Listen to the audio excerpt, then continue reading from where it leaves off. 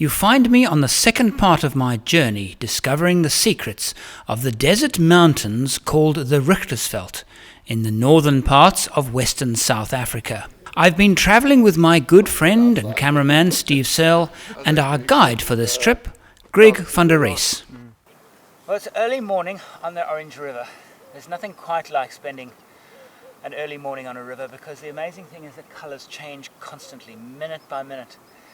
And that's common to all rivers, but particularly the orange in these mountains. Because as the sun comes up, the tips of the mountains, the tops of the mountains catch the sunlight, the orange sunlight first. And it spreads down and it moves down all the mountains around you.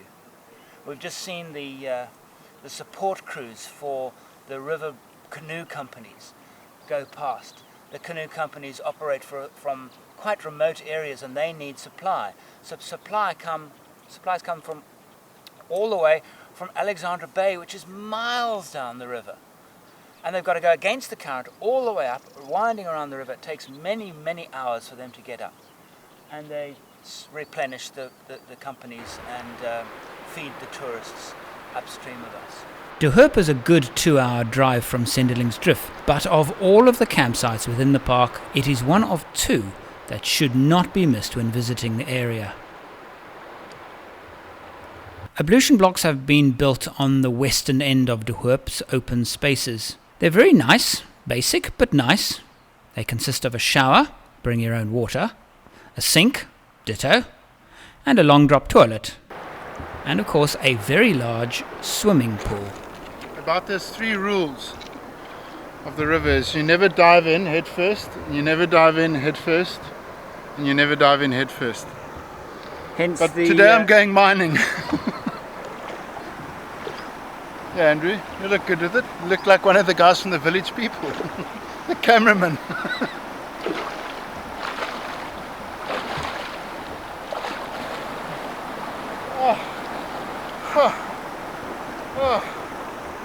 Slightly more buoyant than I thought.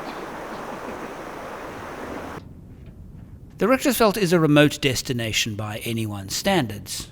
Being out of school holidays, we were alone, even in the reserve. So it seemed. Have you ever considered touring such an area on a motorbike? I know I haven't. I've always been an advocate of travelling light, but this is ridiculous. We used to carry some water, we used to carry a jerry can, 1 tent, some boxes of food, a fan belt as a spares kit, and now our cars are full of stuff. And then I drive past you and I see this. It's fantastic. Yeah. Where have you come from? From Nelspruit. Yeah. And I did these myself, you know, because I found that the panniers which you buy, you know, in the shops, they're all like in the trunk, you know. So if you want something at the bottom, then you have to like lift, you know, take out everything, you know. So you've got like yeah, layers. I've got my whole wardrobe now here, and you know, here's my compressor for the tires when I go from tar to dirt road. Where's your compressor? Yeah, here it is. Oh, Compressor, okay. and there's my blower for the mattress inside the tent.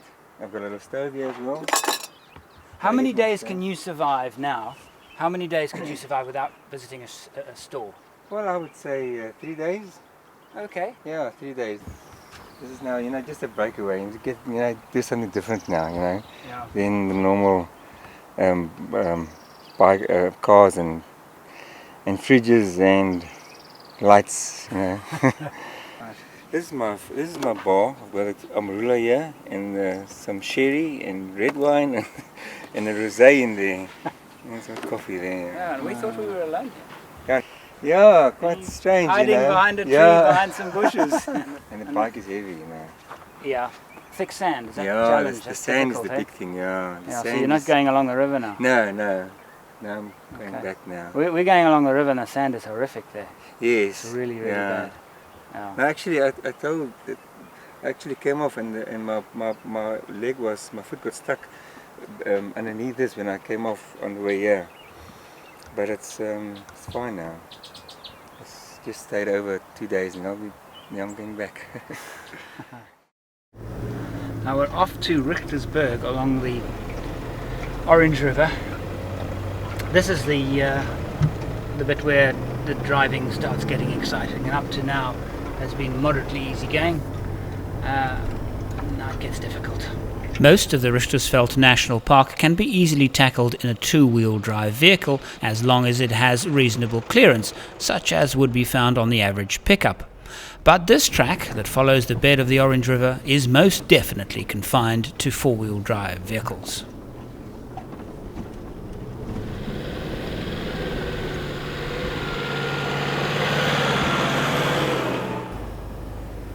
The dust here is absolutely unbelievable, the fine dust, because this is actually silt that we're driving in. Go. What you want to do? Carry on? Yeah, carry on a bit. I'm not sure how we're going to film this. We'll just keep going. But it started. The dust has started.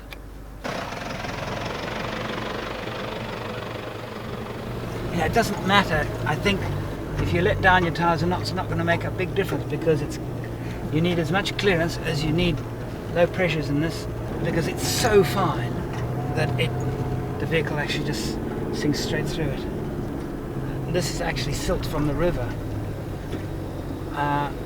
This river hasn't flooded for so long that these are very well used tracks. Andrew, as you get closer on the side of the way, there's different tracks running off, and they're all very deep, probably 25, 30 centimeters deep, and with the standard for tuna, I don't know if you're going to get through that easily, so I'll just wait here in case I need to clear out. So I'm about 100 meters past all the dust, and I'm just waiting for you. Oh, I'm sure we'll get through it.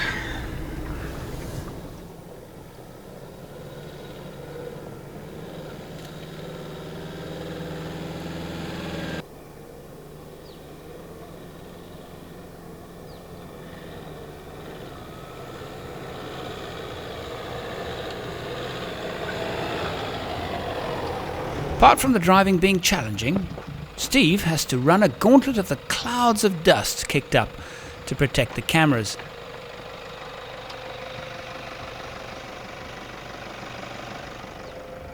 It wasn't that bad. It just looked worse than it really was. The car went straight through, no problem at all. But such a hero. This is the Richtersveld. It's a beautiful area. Often the goats come down and crop the grass. The best camping areas along the river have this cropped grass, and it's kept so well mowed by the goats. This is the most eastern point on the river within the reserve that you can reach.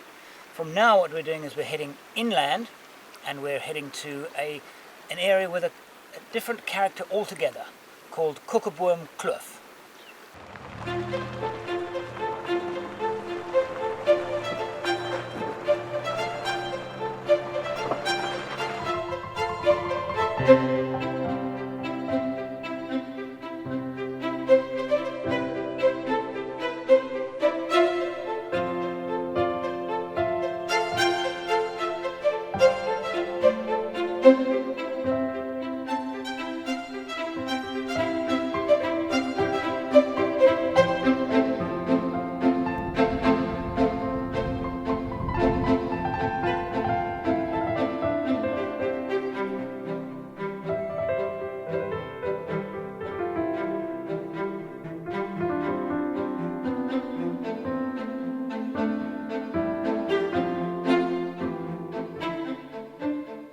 Kokerboom Kluff is named for the splendid tall-standing desert trees that lie dotted over the landscape.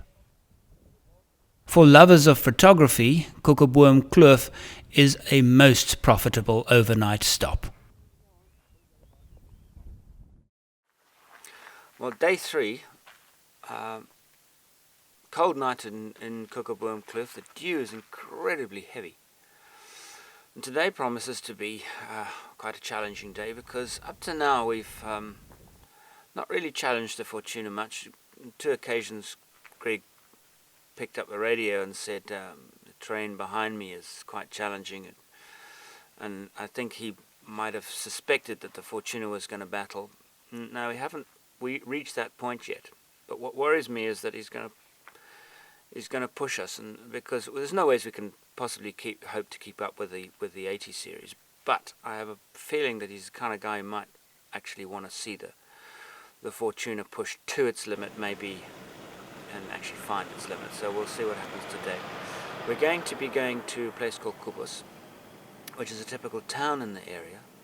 They're not as exciting as one might think. They're always quaint, they're always interesting. Then we're going to go to a waterfall. I suspect that there's not going to be any water falling down it, but you never know. And we're going to be visiting some more of the places of the RIchtersveld that the general ordinary traveller here have never been to. So we're looking forward to a good day. This area is called Kokerboom Kluff. The campsite itself is over there, kind of the northeast of us. But at this point here, this is one of the two viewpoints. There are two of them. One is over there, and it's a little bit ordinary, but this one, closer to the campsite, is spectacular. And in fact, I'm going to try it now. The wind's blowing out, so it might not work. But there is an echo chamber here. See if it works. Basically, from the lookout point, walk west up the top of the kopje where I'm standing now, and right at the top, start shouting. Hello! Take a deep breath! I can only hear it there. Nor what happens when there's no wind, it bounces off these hills about 4 times and about 180 degrees. Amazing. If you're ever here and there's no wind, try it. From Kokerboom Kluff, we are heading further inland and out of the national park. And we've bumped into our errant biker again. Is it? Wonderlijk, I'm glad to hear that. I'm like the witness side. It's right there. Like swimming in a tracksuit, swimming in a, Alright, that's good. Okay, thank you. Okay, thank you, Ellen. Bye-bye.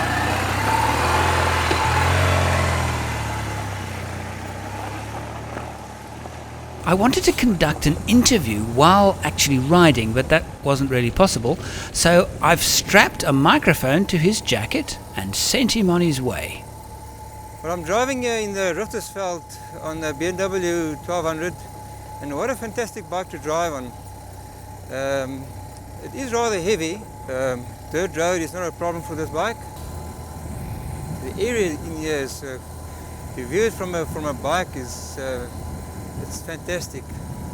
I'm sure you get a much better view from viewing it from a bike than from a car. Driving in the Kalahari is better driving at in the mornings and the afternoons. Midday it gets kind of hot. One of the most rewarding, fantastic, brilliant things about this kind of exploration is that you come across the unexpected. Often unexpectedly, if you know what I mean. We came across this on the road to Kloof gate as we were leaving the RIchtersveld National Park. We're a couple of kilometers from the gate. Came across this. This is the South African German scientific climate warming experiment. So from this point on, I'm going to have to rely on voiceover because I don't know anything about it. But I thought we should have a look. These experiments, for the most part, are trying to establish what will happen as the Earth warms up. These chambers, for example, increase the ambient temperature inside by plus 4 degrees Celsius. These nets reduce the levels of fog without affecting the ambient temperature, and they have determined that these plants absorb more water from the fog and dew than rain. A town most typical of those in the area is Kubus. I loved visiting towns like this. They're so African, they're so ethnic. Love it.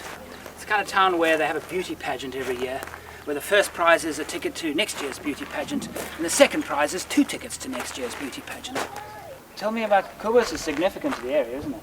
The first map of the area was drawn in 1888, and in about 1930, Dominee Richter came to the area. He was living in Steenkop, and he just had a longing for the people, and he started a mission in Steenkop. It was based on the Rhenish mission from Germany, and then he started mission stations at Lakasing and Kubus. That was between 1930 and 1936. I was just talking to the dominee now. The mines at the moment are retrenching people, the economy is not good, and where are these people going to work? The schools, he says to me, classroom after classroom is closing because there's just not enough children anymore because the parents are moving, which is a pity. I mean, this has been here now for, 70 years.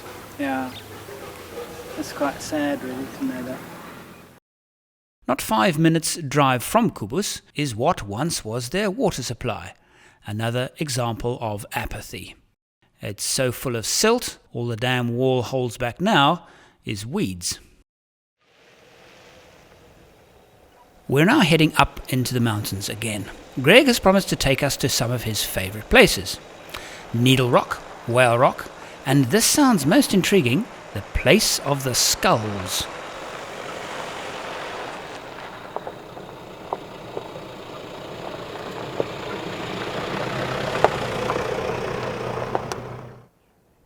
I might be wrong, but I think this is Needle Rock.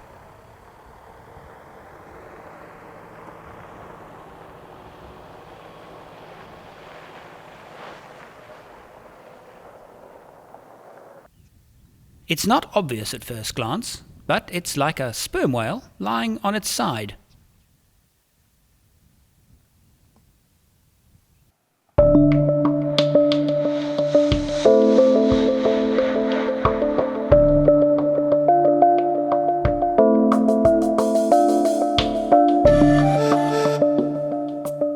Andrew, I came across this reservoir about 11 years ago.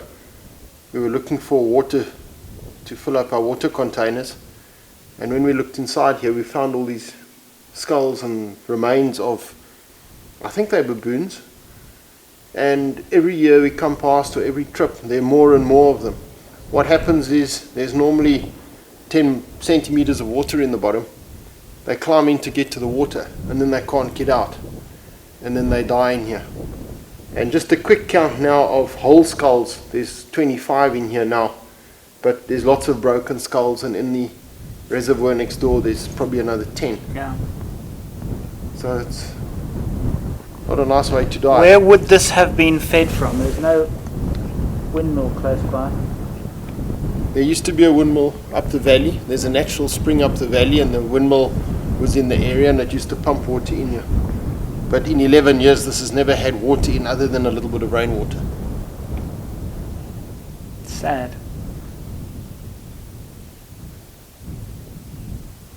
The funny thing is there's a natural spring less than a kilometer from here up the valley. There's a natural spring down the valley, and you sort of wonder why the baboons would climb into the water tank or into the reservoir.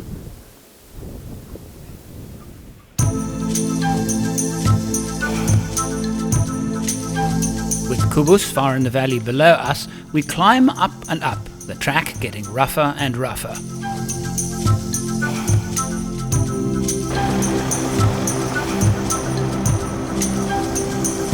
This, I understand, is called Smith's Pass. This has obviously been man-made. This is not just some track that somebody has found and claimed as their own. A lot of work has gone into this. Greg just said to me on the radio, he's already at the top, that if the Fortuna can do this, then the Fortuna's got to be good, because it's hectic. I was graded about grade 4. He reckons it's a grade 4 climb.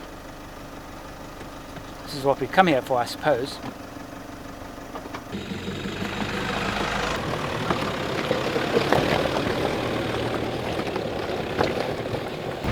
The secret of a climb like this is to just try and keep the accelerator as constant as possible. I've wedged my foot against the side, but again the engine is absolutely brilliant.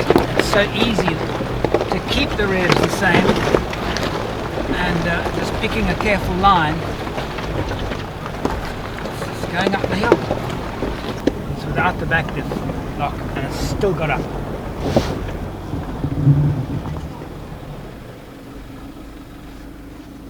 It just walked up the hill. What did you think? It just walked up the hill. Just walked up the hill. Once it twitched sideways. Once It touched sideways. And that loose stone is wild. And it just gripped again. Oh. This motor is unbelievable. For a turbo diesel, there's no turbo diesel I've ever driven like this. I was sitting at 1,100 RPM, and when I needed power, it gave it to me instantly. I could just hear you idling up the hill. I 'cause I idled up couldn't the hill. see you. I walked to the edge, but I idled could up just the hill. hear you chugging. It's good, Well eh? done. It's good, eh? The only thing that's going to stop this thing is clearance. The it's obviously got a weakness, clearance. You know, clearance is good, but not brilliant. That's where you're gonna. That's where you're gonna. You're There's gonna only stop. a little piece tomorrow where the clearance is not good, but Well, we'll work at it. we'll see. But this is, I'm impressed. Oh, I'm impressed too. Very I'm impressed. Thanks.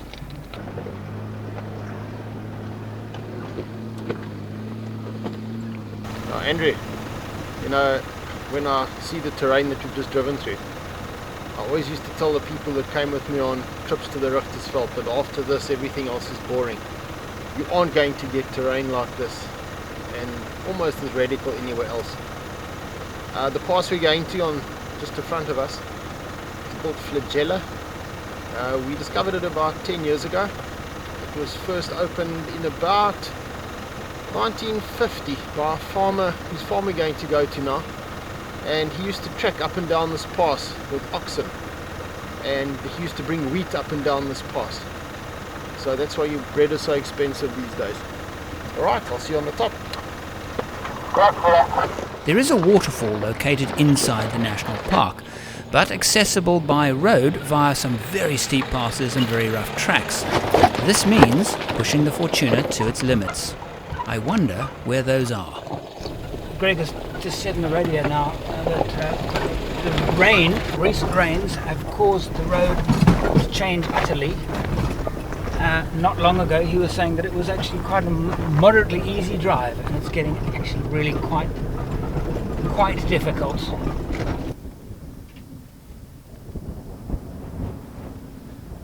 Greg's gone to, there's a climber ahead of us. Greg's gone to see if he can make it, and I'm sure he can, but this is, the road is, there's obviously been very heavy rain here because part of the road has been completely washed away. I see he's moving incredibly slowly. What's the verdict? Not as bad as it looks. It's radical. So we're going to do it. Yeah, we're here. Steady, let's do it. Okay. I have my doubts if this road is passable. Just as I anticipated, Greg is not going to stop until the Fortuna does.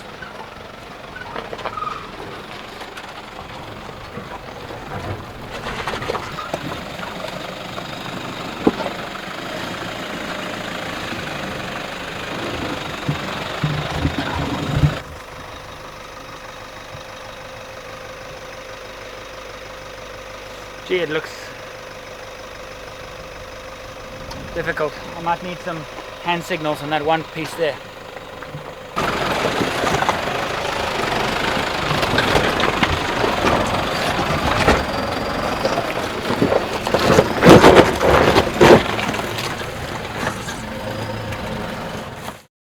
I think we have reached the Fortuna's limit in terms of its ability off-road.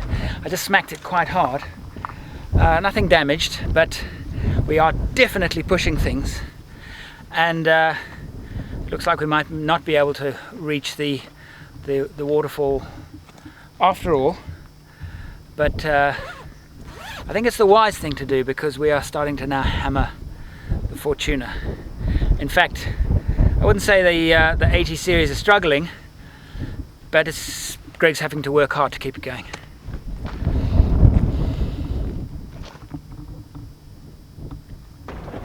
Are you running? Yeah, it's ready. The computer's telling me I'm doing 1.9 kilometers per litre.